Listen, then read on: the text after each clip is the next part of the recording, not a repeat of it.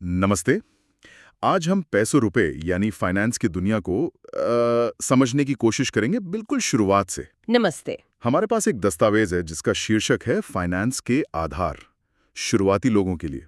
और ये हमें इस जरूरी विषय को काफी आसान भाषा में समझाता है। हाँ, काफी सीधी भाषा में। तो आज हमारा मकसद है पैसे संभालने के पीछे के जो मूल विचार हैं उन्हें समझना, ये जानना कि आखिर ये इतना जरूरी क्यों है, खासकर हमारे देश भारत के माहौल में। और फिर उन लोगों के लिए कुछ काम की बातें जानना जो अभी इस रास्ते पर आप कह सकते हैं पहला कदम रख रहे हैं। तो चलिए इस मामले को थोड़ा और गहराई से समझते हैं। जरूर। तो शुरुआत यहीं से करते हैं कि ये फाइनेंस आखिर है क्या भला। सुनने में तो बड़ा भारी शब्द लगता है। भारी लगता है, पर है बहुत सीधा साधा। जैसा आपने कहा, दस्तावेज के मुताबिक फाइनेंस का मतलब है पैसे का प्रबंधन करना, उसे संभालना। अच्छा, पैसे को संभालना। हाँ, इसमें मुख्य तौर पर 3 चीजें आती हैं।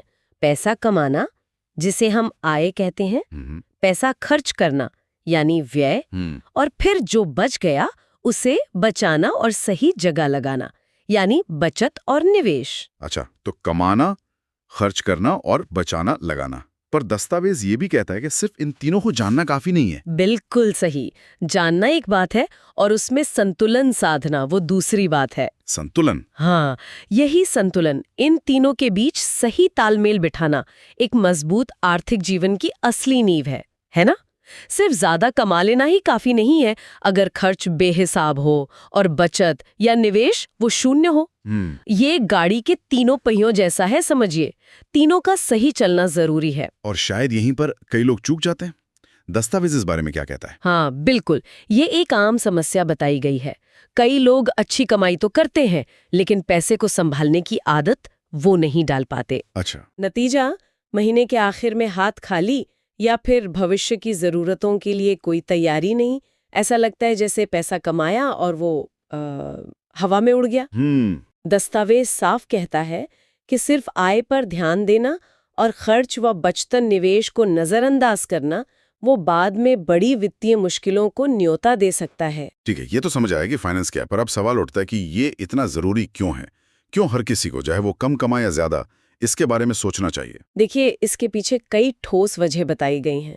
पहली और सबसे सीधी वजह तो ये है कि अगर पैसे की समझ नहीं है तो कमाई चाहे कितनी भी हो, वो कब और कहाँ खर्च हो जाती है इसका हिसाब रखना मुश्किल हो जाता है। हाँ, ये तो होता है। बिना योजना के पैसा बस बहता रहता है। और कर्ज वाली बात, दस्तावेज भारत के संदर्भ में इसका जिक्र करता है ना? हाँ, और ये बहुत महत्वपूर्ण बिंदु है। दस्तावेज बताता है कि भारत में बहुत से लोग, खासकर मध्यम वर्ग, वो ईएमआई, पर्सनल लोन और क्रेडिट कार्ड के बढ़ते ब्याज के जाल में आसानी से फंस जाते हैं। हाँ, ये तो देखा है, ईएमआई का चक्कर। बिल्कुल। ऐसा नहीं है कि वे कमाते नहीं, बल्कि अक्सर वित्तीय योजना की कमी होती है। कब कितना लोन लेना सही है, क्रेडिट कार्ड का इस्तेमाल कैसे जिम्मेदारी से करें, ईएमआई कितनी होनी चाहिए, इन सब की समझ ना होना कर्ज की बोझ तले दबा सकता है। तो ये सिर्फ रोजमर्रा के खर्चों की बात नहीं, बल्कि बड़े सपनों की भी है। यकीनन। तीसरी बड़ी वजह यही है। वित्तीय ज्ञान हमें अपने जीवन के बड़े लक्ष्यों तक पहुंचने में मदद करता है।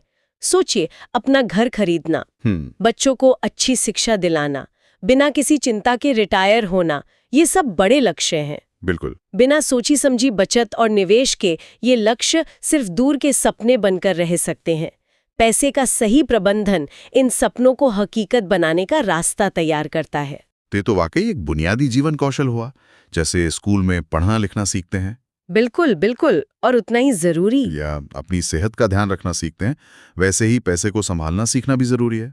दस्तावेज तो इसे बिल्कुल इसी नजरिए से देखता है। पैसे का प्रबंधन कोई रॉकेट साइंस नहीं है जिसे सिर्फ बड़े बड़े एक्सपर्ट ही समझें। हाँ। ये हर आम इंसान के लिए उतना ही जरूरी है जितना पढ़ना लिखना।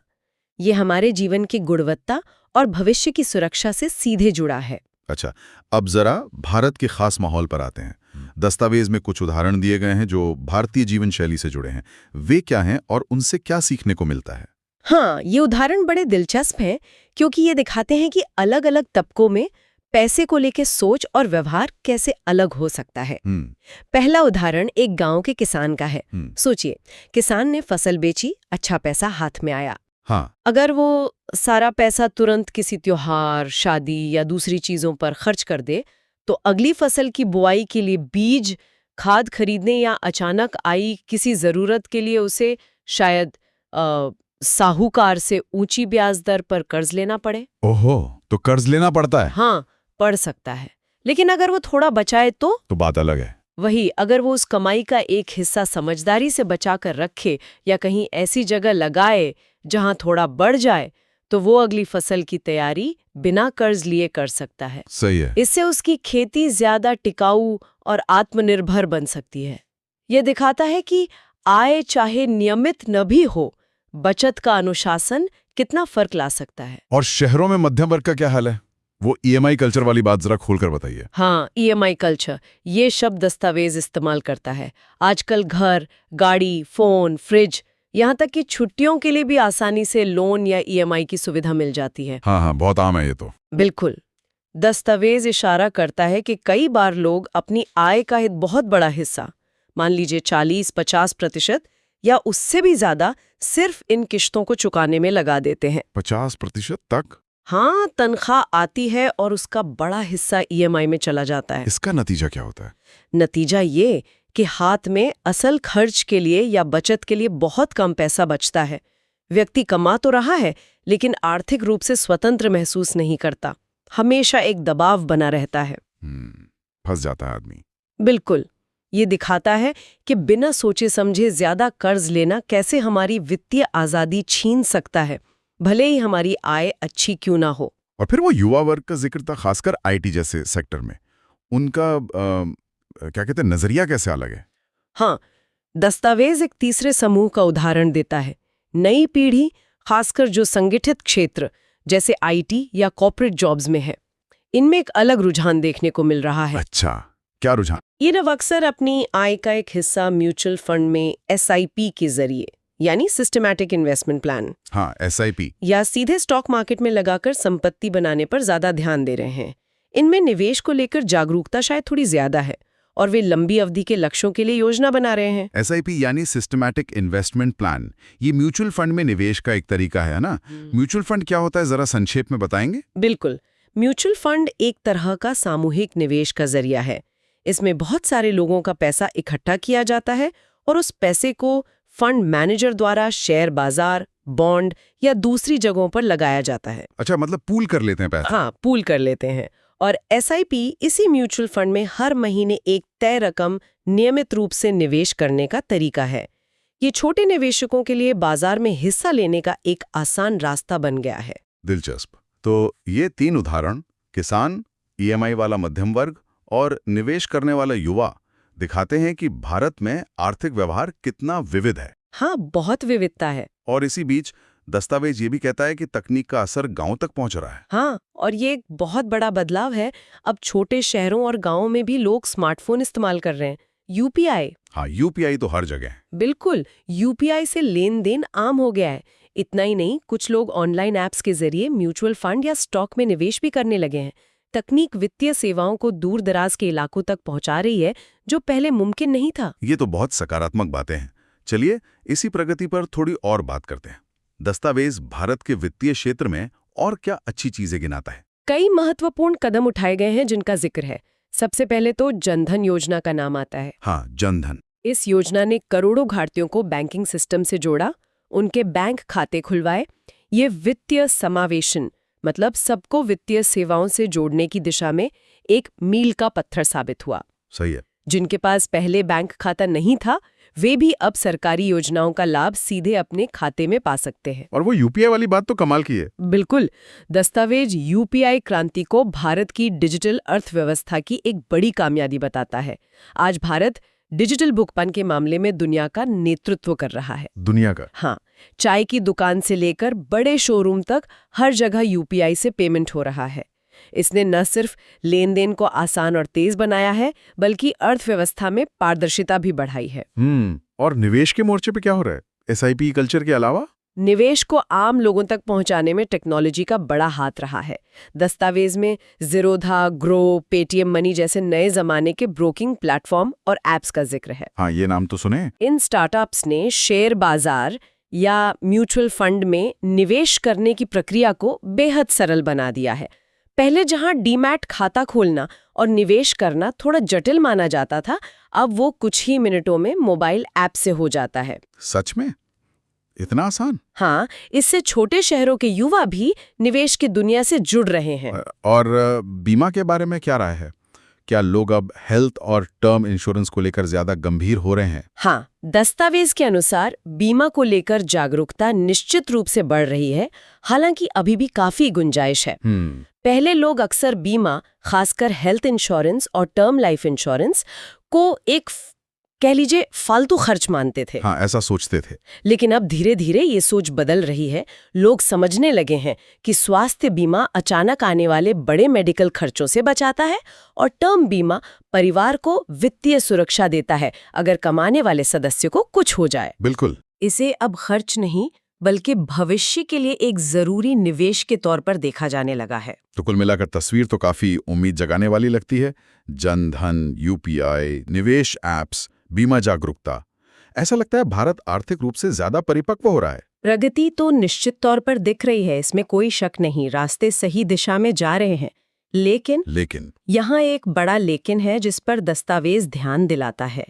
इन सारी तकनीकी तरक्की और सुविधाओं के बावजूद भारत में वास्तविक वित्तीय साक्षरता यानी पैसे की गहरी समझ, उसका स्तर अभी भी चिंताजनक रूप से कम है। ओह, कितना कम? दस्तावेज एक आंकड़ा देता है कि ये लगभग 27% ही है। क्या बात करें, ये सिर्फ 27%? ये तो चौंकाने वाली बात है। एक तरफ हम दुनिया में सबसे ज्यादा डिजिटल पेमेंट कर रहे हैं और दूसरी तरफ पैसे की समझ इतनी कम। ये विरोधाभास तो बड़ा अजीब है ना? यही इस दस्तावेज का एक अहम बिंदु है। हमारे पास दुनिया की बेहतरीन डिजिटल वित्तीय प्रणालियां हैं, निवेश के साधन उंगलियों पर उपलब्ध हैं, लेकिन आबादी का एक बड़ा हिस्सा अभी भी ये नहीं समझता कि इनका सही इस्तेमाल कैसे करें, जोखिम क्या है या अपने भविष्य के लिए योजना कैसे बनाएं। तकनीक तक पहुंच तो बढ़ गई है, लेकिन उस तकनीक को समझने और जिम्मेदारी से इस्तेमाल करने की क्षमता में अभी भी बड़ा अंतर है। ये एक गंभीर चुनौती है। बिल्कुल, ये सोचने वाली बात है। खैर, अगर कोई व्यक्ति आज अपनी वित्तीय यात्रा शुरू करना चाहता है तो ये दस्तावेज उनके लिए क्या व्यावहारिक सलाह देता है? कुछ ठोस कदम जो उठाए जा सकें। हाँ, दस्तावेज कुछ बहुत ही बुनियादी लेकिन कारगर सलाह देता है जिन्हें अपनाना मुश्किल नहीं है। पहला, क्या है वो? बचत। पहले अपनी आय का कम से कम 20% हिस्सा बचाने का लक्ष्य रखें। इसे खर्च करने से पहले ही अलग कर दें।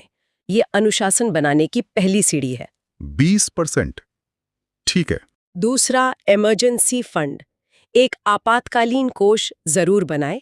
इसमें कम से कम 6 महीने के जरूरी खर्चों के बराबर रकम जमा करें। 6 महीने? हाँ, ये फंड नौकरी जाने, बीमारी या किसी भी अचानक आई मुसीबत में कर्ज लेने से बचाएगा। सही है। तीसरा, कर्ज पर लगाम। क्रेडिट कार्ड और पर्सनल लोन का इस्तेमाल सोच समझकर और जरूरत पड़ने पर ही करें।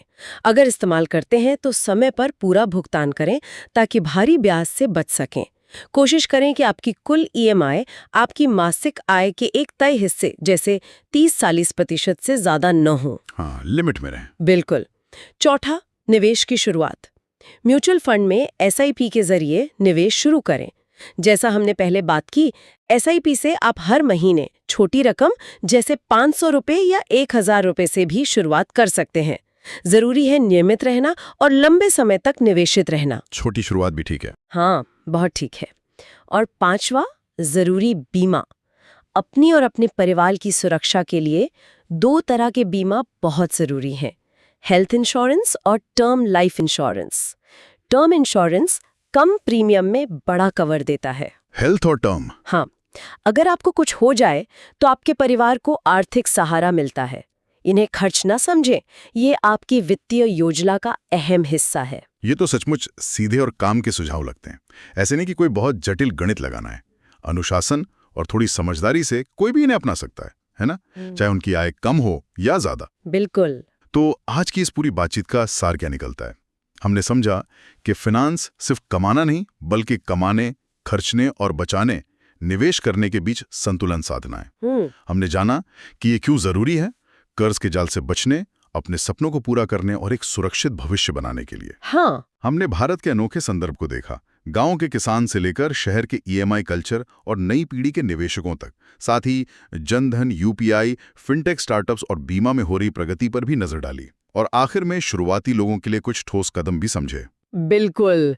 सबसे बड़ी बात जो इस दस्तावेज से उभर कर आती है वो ये है कि फाइनेंस कोई डरावनी या सिर्फ अमीरों की चीज नहीं है। सही कहा। ये एक जरूरी जीवन कौशल है जो हम सबकी रोजमर्रा की जिंदगी और आने वाले कल पर गहरा असर डालता है। भारत में वित्तीय साक्षरता का सफर अभी लंबा है, लेकिन ये देश की तरक्की के लिए बेहद अहम है। जैसा कि हमने देखा, डिजिटल क्रांति और वास्तविक समझ के बीच का फासला पाटना बहुत जरूरी है, ताकि तकनीक का लाभ सही मायने में सबको मिल सके। और यहीं पर शायद वो विचार आता है जिस पर हम सब सोच सकते हैं। दस्तावेज ने ये विरोधाभास उजागर किया, एक तरफ तेज रफ्तार से डिजिटल वित्तीय साधनों को अपनाना और दूसरी तरफ सिर्फ 27% वित्तीय साक्षरता। हाँ, ये गैप।